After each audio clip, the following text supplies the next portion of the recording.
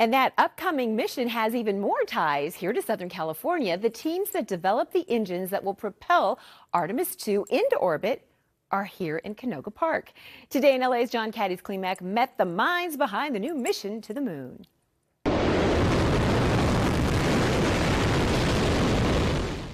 All that pressure, all that smoke, fire, and force, all of it comes from Canoga Park. It's the business end where all the power comes on when we get to T-minus 1 second and light the engines to launch the rocket to the moon.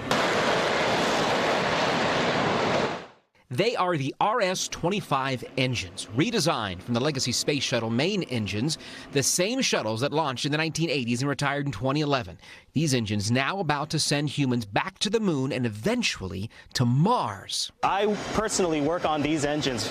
Mark Aldaba is a manufacturing engineer at L3 Harris, the company behind the RS-25 rocket that will power Artemis II on its next mission around the moon. We start building the engines from the raw material. We bring the material over, we machine it, we weld it, we heat treat it.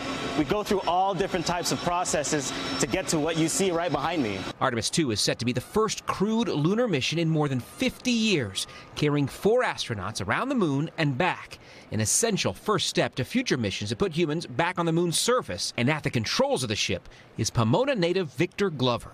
We look up at the moon and we see that same side of the moon all the time with different lighting on it. So there is a possibility that we will see features in sunlight that have never been seen by human eyes. More than 200,000 miles from home, the 10-day mission on the most powerful rocket ever built will complete a figure 8 around the moon, marking a pivotal step in humanity's return to deep space exploration.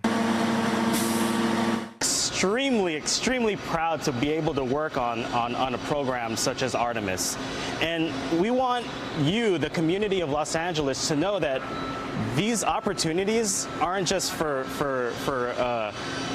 rocket scientists, but we are actually looking for mechanics and tradespeople out in the community to come and actually apply for jobs here. People like you at home could be building rockets like this. Right now, NASA is facing a setback on the mission. A helium flow to one of the rockets is in question, and every worst-case scenario needs to be cleared from the ground in Canoga Park. Cádiz Klemack, NBC4 News. Wow, that is a big deal.